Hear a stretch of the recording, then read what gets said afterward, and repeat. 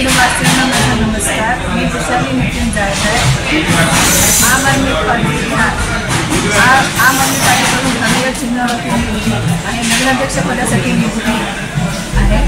माझं विजन हेच आहे की बीड शहरामध्ये पाण्याचा प्रश्न फार जटिल आहे.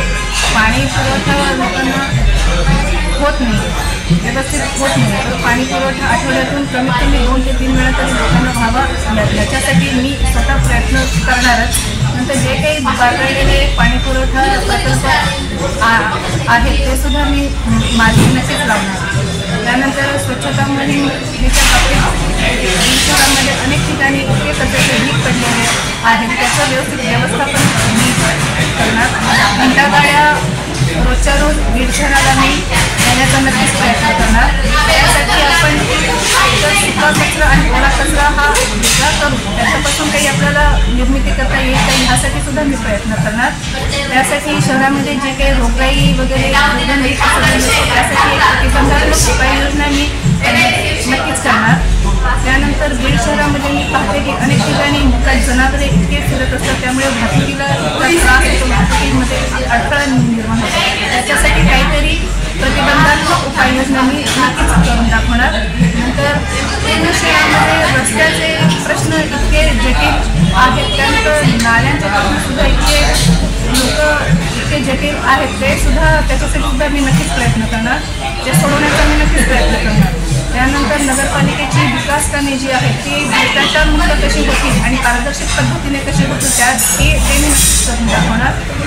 त्यानंतर लहान मुले आणि ज्येष्ठांसाठी दर्जेदार उद्यान देण्यात येणार आणि धार्मिक स्थळांचं जतन सुद्धा झालं पाहिजे, त्या दृष्टिकोनातूनही मी प्रयत्न करणार. त्यानंतर ठिकठिकाणी महिलांसाठी गरजेनुसार अद्ययावत स्वच्छता करणार आणि महिला बचत गटाला प्रामुख्याने मी प्रोत्साहन देणार. त्यानंतर महिला सुरक्षेसाठी गरजेनुसार जिथे CCTV आपल्याला बसवता येतील त्या ठिकाणी CCTV बसवले जातील. त्यानंतर तुम्ही पाहते की यशवंतराव नाट्यगृहाची जी काही दयनीय अवस्था आज पाहायला मिळते ते अद्ययावत आपल्याला सुशोभित कसं करता येईल त्यासाठी मी प्रयत्न करणार. त्यानंतर अहिल्याबाई होळकर जे सांस्कृतिक भवन जे आपलं आहे त्याची सुद्धा इतकी दयनीय अवस्था झालेली आहे, त्यासाठी सुद्धा मी नक्कीच ते अद्ययावत करणारच नाही.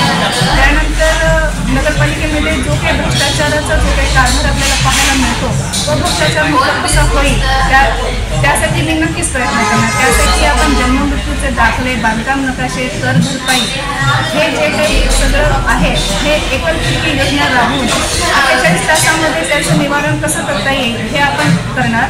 त्यानंतर घरपट्टी, पाणीपट्टी याच्यामध्ये सुधारणा करून अनावश्यक वाढ रद्द करून योग्य दरात घरपट्टी, पाणीपट्टी सवलती लोकांना देणार आणि भ्रष्टाचार मुक्त प्रशासन राबवून सर्व टेंडर प्रक्रिया ऑनलाईन व पारदर्शक व दलालमुक्त सेवा दिली जाईल व नागरिकांसाठी तक्रार निवारण हेल्पलाईन सेवा उपलब्ध करून देणार आणि आरोग्याच्या बाबतीत रुग्णालय आणि गर्भवती महिलांसाठी 24/7 ॲम्ब्युलन्स सेवा ही गर्भवती महिलांसाठी व वृद्धांसाठी आम्ही योजना राबवणार.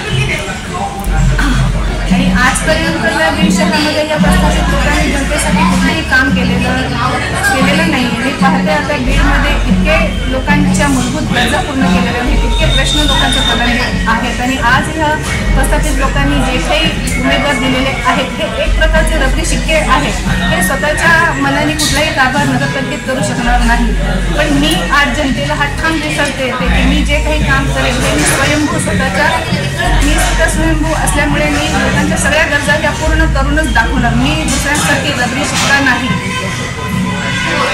काय आवाहन कराल मी जनतेला एकच आव्हान करेन की बीड शहर बचाव मंच व मित्रपक्ष यांची आणि मरहूम अथर बाबत साहब शहर विकास आघाडी ही कायम आपल्या सेवेमध्ये रुजू राहील आणि अविरत काम मी जनतेसाठी करेन. 24/7 मी जनतेसाठी उपलब्ध राहील आणि अर्धा रात्री जरी जनता माझ्याकडे आली कुठल्याही कामासाठी येऊ दे पण मी त्यांचं काम हे करूनच दाखवणार. आणि माझं जनतेला आव्हान राहील की तुम्ही मला प्रचंड मताने